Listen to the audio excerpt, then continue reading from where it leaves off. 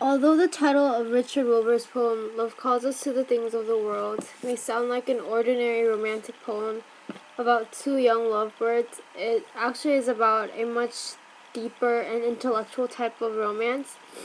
It's about the love and value of life in the world. At first, I had a hard time grasping the tone of this poem, but I think this was actually Wilbur's intentions.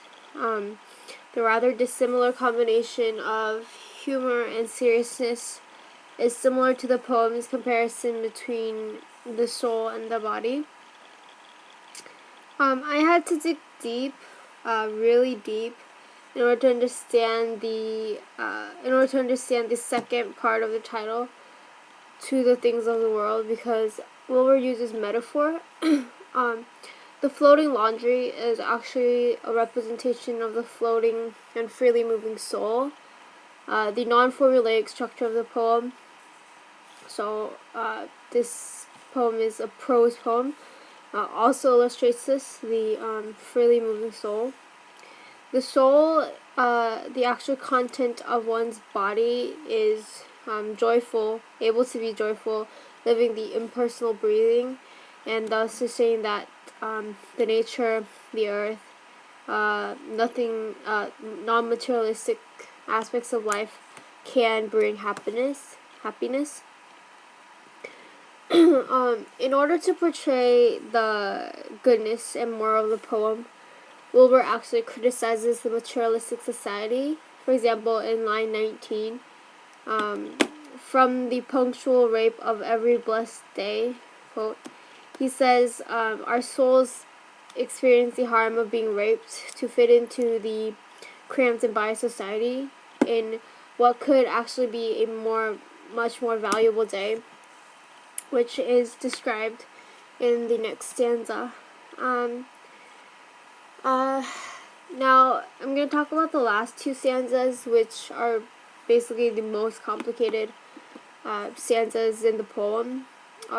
The word "yet" basically contradicts the criticisms he made throughout the poem. In line 26, the soul descends once more in a bitter love. The bitter love is the love of the body, from the soul that harms the soul. I think Wilbur is saying that because the soul can't escape the body in reality, in the end the soul is actually grateful for even the body.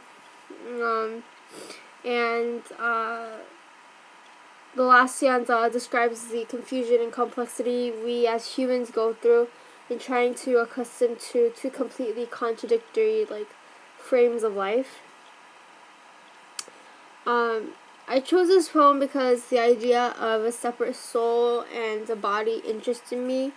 I never thought of my body this way. I thought this poem was criticizing one of the most hated holidays, Valentine's, which was just last week. Lonely people like myself shouldn't be depressed, but should be happy by the fact that we're even alive. Love Calls Us to the Things of the World by Richard Wilbur. The eyes open to a cry of police, inspirited from sleep, the astounded soul hangs for a moment, bodiless and simple, as falls down outside the open window. The morning air is all awash with angels. Some are in bed sheets, some are in blouses, some are in smocks, but truly they are.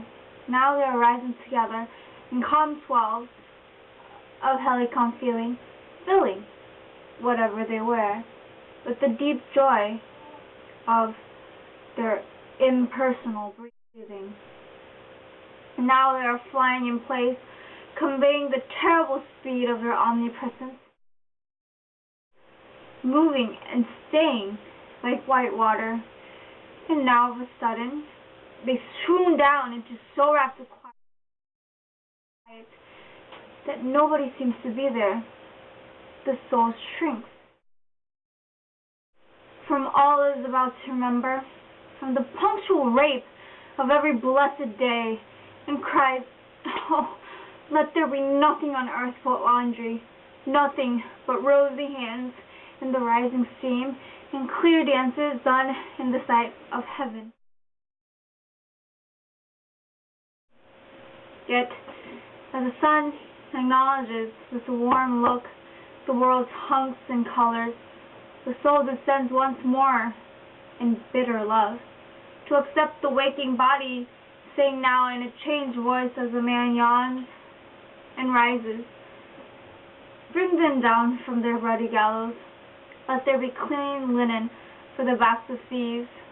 Let lovers go fresh and sweet to be undone, and the heaviest nuns walk in a pure floating of dark habits, keeping their difficult balance.